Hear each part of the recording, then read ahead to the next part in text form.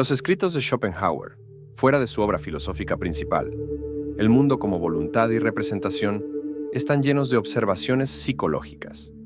Una de estas observaciones trata sobre las personas que se ofenden con facilidad. La sensibilidad de estas personas surge del hecho de que son profundamente subjetivas, como lo es la mayoría de la gente. La palabra subjetivo tiene aquí un significado específico. Significa que estas personas ven todo a través del lente de su propia persona y experiencia, y son incapaces de adoptar un punto de vista objetivo, es decir, desinteresado. Por lo tanto, todo lo que pasa por su mente, todo lo que experimentan, está teñido por su propia personalidad.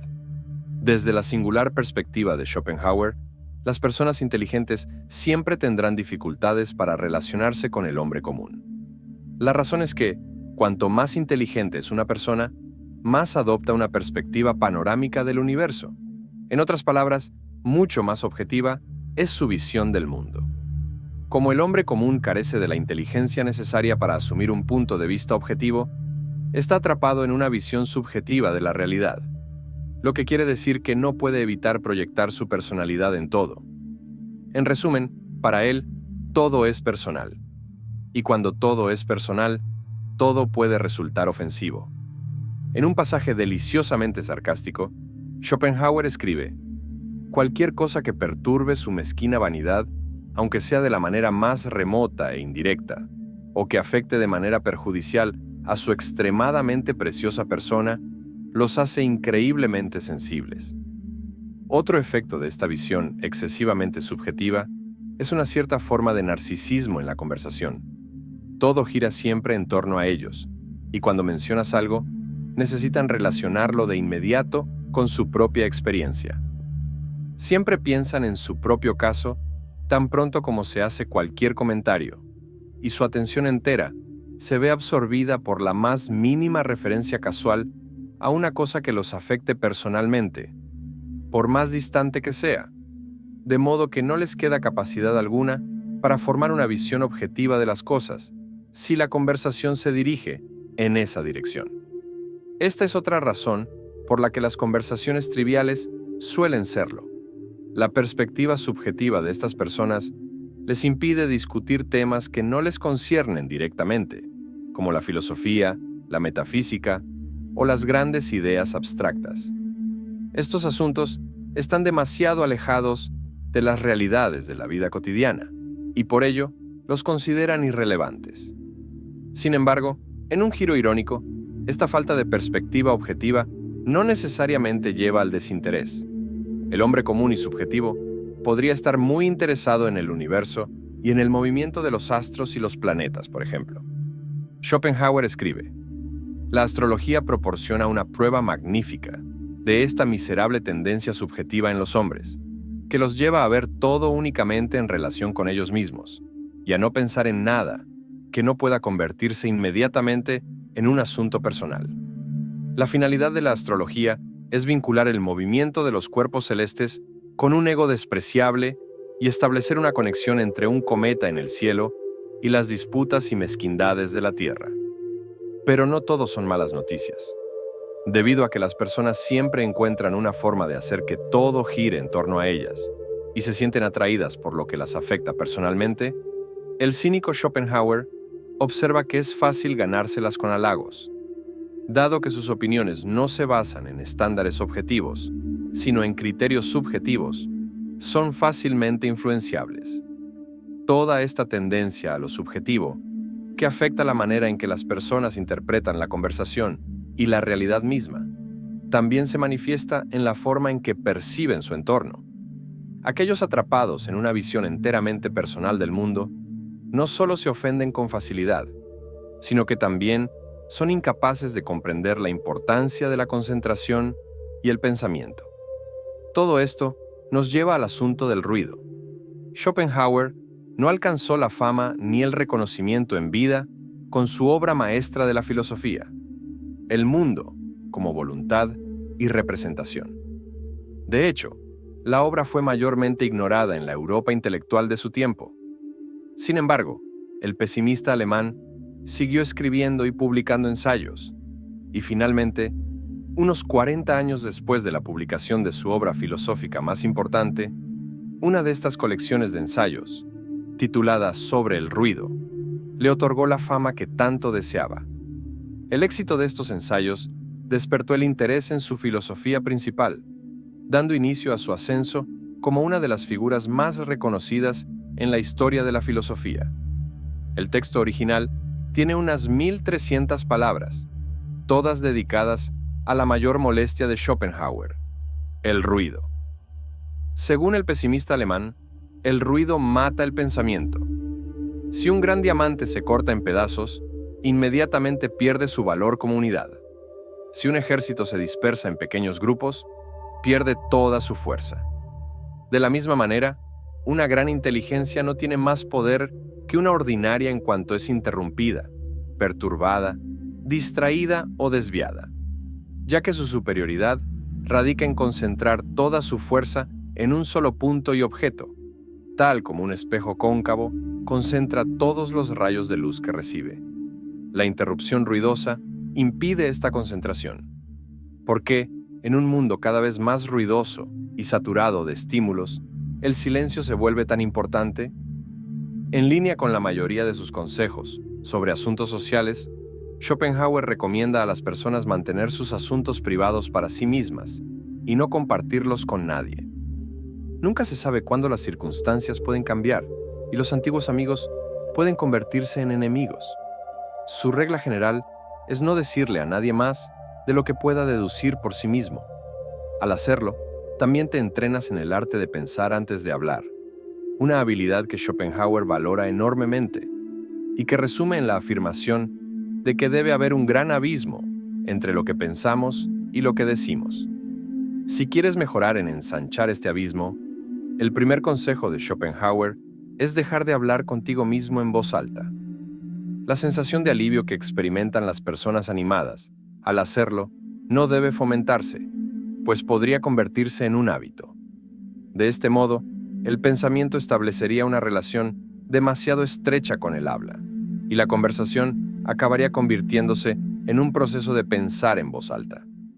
Este ejercicio también ayuda a evitar revelar accidentalmente demasiada información sobre uno mismo, especialmente en lo que respecta a las inseguridades. A menudo nos delatamos al mencionar algo simplemente porque suponemos que los demás no pueden evitar notarlo. Somos demasiado críticos con nosotros mismos, y debido a la atención que ponemos en nuestros defectos, asumimos que deben ser evidentes para los demás. Cometemos entonces el error de mencionarlos en una conversación cuando en realidad la otra persona ni siquiera habría pensado en ellos. Al entrenarte para guardar silencio, puedes evitar situaciones como estas. Otro beneficio de mantener la boca cerrada es que evitarás revelar detalles peligrosos. Schopenhauer advierte sobre la tendencia de las personas a tomar un pequeño hecho y extrapolar de él toda una historia. Así que si deseas relatar un evento ocurrido hace mucho, debes ser muy cuidadoso de no incluir ningún detalle que pueda apuntar, por más indirectamente que sea, a un hecho concreto, ya sea un lugar, una fecha o el nombre de alguien apenas implicado en el asunto. La sección 42 de Consejos y Máximas contiene el consejo de Schopenhauer sobre el secreto y el silencio. Esto es lo que dice: debes considerar todos tus asuntos privados como secretos, y en lo que respecta a ellos, tratar a tus conocidos, incluso si te llevas bien con ellos, como perfectos extraños, permitiéndoles saber solo lo que pueden deducir por sí mismos. Con el tiempo, y bajo circunstancias cambiadas, podrías descubrir que es una desventaja que sepan incluso las cosas más inofensivas sobre ti. Este primer párrafo aconseja no revelar en exceso ni siquiera los detalles más insignificantes sobre uno mismo. No se refiere a los amigos, sino a los conocidos, a esas personas con quienes tienes una relación casual o superficial. En el futuro, especialmente bajo lo que él llama circunstancias alteradas, cuando estas personas tengan un incentivo para hacerte daño, incluso el detalle más pequeño, como la ciudad en la que naciste o el lugar donde pasaste tus vacaciones hace 2 años, podría volverse en tu contra. Schopenhauer recomienda aquí el secreto y el silencio respecto a los detalles personales en la comunicación con simples conocidos. Escribe esto siglos antes de la existencia de Internet, pero se puede ver claramente cómo su consejo sigue siendo aplicable actualmente. Continúa diciendo que, como regla general, el silencio es preferible al habla. Es más aconsejable demostrar inteligencia guardando silencio que hablando, ya que el silencio es una cuestión de prudencia, mientras que el habla tiene algo de vanidad. Las oportunidades para mostrar una u otra cualidad ocurren con la misma frecuencia, pero a menudo se prefiere la satisfacción fugaz del habla sobre la ventaja permanente del silencio. Así que, una vez más, el silencio es preferible al habla. Cuando ambas opciones se presentan con la misma frecuencia, debemos pensar en el habla como algo que ofrece beneficios a corto plazo, mientras que el silencio asegura una ventaja duradera. Por experiencia propia, he lamentado hablar en muchas más ocasiones de las que he lamentado guardar silencio. Pero, por supuesto, tu experiencia puede variar. Schopenhauer prosigue diciendo, y cito, «Las personas animadas sienten un gran alivio al hablar en voz alta cuando nadie las escucha, pero no deberían entregarse a este hábito, ya que podría volverse costumbre. De este modo, el pensamiento establece una relación demasiado estrecha con el habla, y la conversación acaba convirtiéndose en un proceso de pensar en voz alta. La prudencia exige que haya un gran abismo entre lo que pensamos y lo que decimos. Aquí recomienda evitar el hábito, propio de las personas animadas, o podríamos decir extrovertidas, de hablar en voz alta consigo mismo cuando nadie está presente. Esto hace que uno empiece a pensar en voz alta, incluso en conversaciones casuales, revelando cosas que debería haber ocultado. La ley de la prudencia es que lo que pensamos y lo que decimos deben mantenerse separados y solo conectarse deliberadamente. Schopenhauer continúa diciendo que, en ocasiones, imaginamos que los demás no pueden creer la verdad de alguna afirmación sobre nosotros, cuando en realidad nunca han pensado en dudar de ella. Sin embargo, si les damos la más mínima oportunidad de dudar, de repente les resulta completamente imposible creerla. La gramática de esta oración es algo compleja, así que merece la pena detenerse en ella antes de continuar. A veces creemos que la gente no nos cree cuando afirmamos algo verdadero sobre nosotros mismos, pero en realidad ni siquiera han considerado la posibilidad de que no sea cierto. Así que hay aquí un desajuste. Hemos dicho algo verdadero. Suponemos que los demás no nos creen. Nos parece imposible que lo hagan. Pero en realidad, nunca se les ocurrió dudar. Si les damos la oportunidad de dudar, es decir, si nosotros mismos sembramos la duda en sus mentes, de repente dejan de creerlo por completo.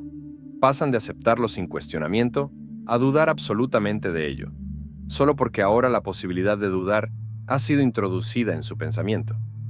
Es como cuando uno se hace un pequeño corte en la mano y no le duele hasta que lo mira. De repente, al verlo, siente un dolor intenso. La creencia y la duda de algunas personas funcionan de la misma manera. Schopenhauer continúa en la misma línea diciendo, a menudo nos delatamos al revelar algo simplemente porque suponemos que los demás no pueden evitar notarlo, del mismo modo en que un hombre se lanza desde una gran altura porque pierde la cabeza, es decir, porque cree que ya no puede mantenerse en pie. El tormento de su posición es tan grande que piensa que es mejor ponerle fin de inmediato. Este es el tipo de locura que se llama acrofobia, el miedo a las alturas. Aquí se habla de la reacción, casi irracional, ante el vértigo. Cuando alguien mira hacia abajo estando sobre una tabla que no es más ancha de lo necesario. Pascal tiene una imagen parecida. Uno puede mirar hacia abajo y ver que está a salvo, pero sentir que no lo está debido a la percepción de la altura y la estrechez del borde en el que se encuentra. Algunas personas, en lugar de tolerar esta discordancia entre lo que perciben y la realidad, simplemente se arrojan al vacío. Algo similar ocurre en el ámbito de la verdad y el secreto. A menudo, nos traicionamos revelando algo simplemente porque no podemos imaginar que los demás no lo noten. Así que nosotros mismos llamamos la atención sobre ello, provocando que lo perciban por primera vez. Schopenhauer continúa, Y cito, «No hay que olvidar cuán astutas pueden ser las personas en asuntos que no les conciernen, aunque no muestren signos de agudeza en otros ámbitos. En otras palabras, la gente es entrometida. Este es un tipo de álgebra en el que son muy competentes. Dales un solo dato y resolverán los problemas más complejos.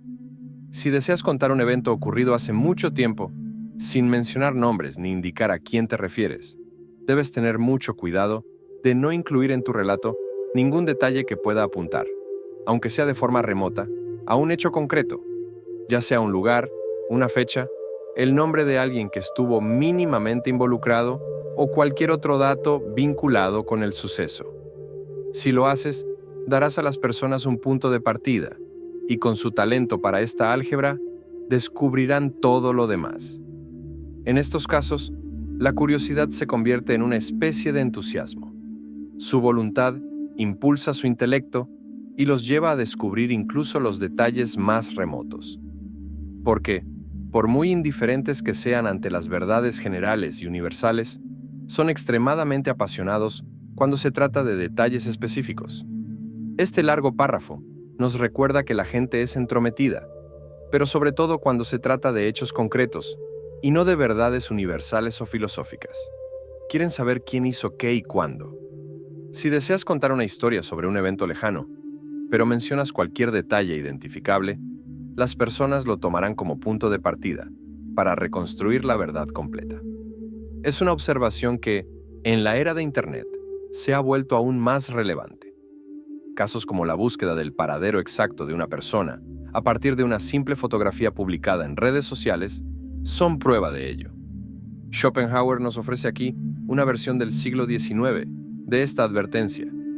Si das un solo detalle, las personas actuarán como sabuesos tras un rastro. Siempre que intentamos impresionar a la gente al hablar, debemos tener en cuenta que mientras más decimos, menos control de la situación tendremos. Cuanto más hablamos, mayor será el riesgo de decir una tontería. Leonardo da Vinci escribió lo siguiente: las ostras se abren por completo cuando hay luna llena, y cuando los cangrejos ven una ostra abierta, tiran dentro de ella una piedrita o un trozo de alga, a fin de que la ostra no pueda volver a cerrarse y el cangrejo pueda devorarla. Este es también el destino de quien abre demasiado la boca, con lo cual se pone a merced del que lo escucha. Primi Visconti, un noble piamontés que residió en la corte de Luis XIV entre 1673 y 1681, observó lo siguiente: el rey mantiene los asuntos de Estado en el más absoluto secreto. Los ministros asisten a las reuniones del consejo, pero él solo les confía sus planes cuando ha reflexionado extensamente acerca de ellos y ha llegado a una decisión definitiva. Quisiera que usted pudiese ver al rey. Su expresión es inescrutable. Sus ojos son los de un zorro. Nunca discute los asuntos de Estado, salvo con sus ministros.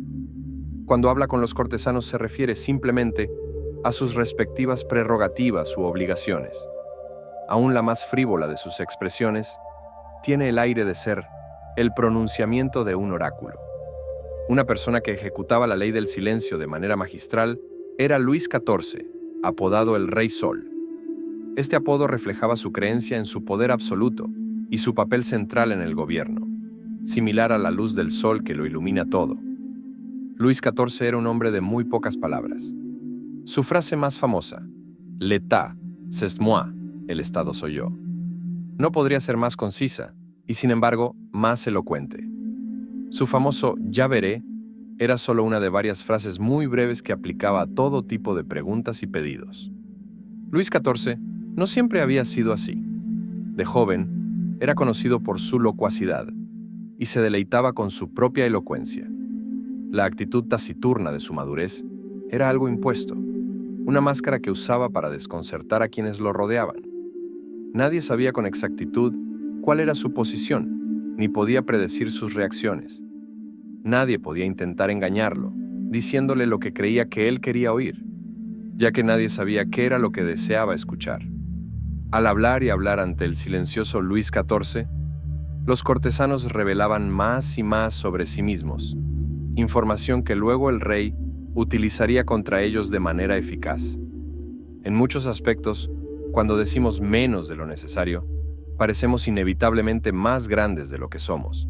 El ser humano es una máquina que continuamente interpreta y explica. Necesita saber qué es lo que estamos pensando. Cuando controlamos con cuidado lo que revelamos, los otros no pueden adivinar nuestras intenciones ni el significado real de nuestras manifestaciones. En este misterio radica un poder. Lo desconocido genera respeto y a menudo temor. Es necesario que aprendamos la lección. Una vez que las palabras han salido de nuestra boca, no es posible que las retiremos. Debemos aprender a mantenerlas bajo control. También tengamos especial cuidado con el sarcasmo. La satisfacción momentánea que obtienes con tus cáusticas palabras siempre será menor que el precio que deberás pagar por ellas. A veces, una simple broma mordaz puede alterar la percepción que otros tienen de nosotros de forma irreversible, cerrándonos puertas que ni siquiera sabíamos que existían. Un ejemplo claro de esta aplicación del silencio la encontramos en la figura de Sócrates. Era un maestro del silencio estratégico y del arte de la pregunta. En lugar de exponer directamente sus ideas, formulaba interrogantes que llevaban a sus interlocutores a revelarse a sí mismos, sin que él tuviera que decir demasiado. Su famosa ironía socrática consistía en fingir ignorancia para inducir a los demás a reflexionar y, en muchos casos, a contradecirse. Al mantener el control sobre lo que decía y, sobre todo, lo que no decía, Sócrates generaba incertidumbre en sus adversarios, lo que le permitía dirigir las conversaciones sin necesidad de imponer su punto de vista de manera explícita. Un ejemplo similar es el de Sun Tzu, el legendario estratega chino y autor de El arte de la guerra. Sun Tzu enfatizaba la importancia del sigilo y la discreción en el liderazgo militar. Para él, el silencio y la ambigüedad eran armas poderosas que permitían al líder mantener el control sobre la situación mientras el enemigo se mantenía en la incertidumbre. En su obra aconseja: cuando eres fuerte, muéstrate débil. Cuando eres débil, muéstrate fuerte. A pesar de todo lo anterior, debemos entender que hay momentos en los que no es inteligente guardar silencio. El silencio a veces puede despertar sospecha e inseguridad, sobre todo en nuestros superiores. El silencio y decir menos de lo necesario es un arte que debe siempre ejercerse con cautela y en las situaciones adecuadas. Tal como aprendemos de Arthur Schopenhauer, el ruido es una tortura para el intelecto, en cambio el silencio su elemento.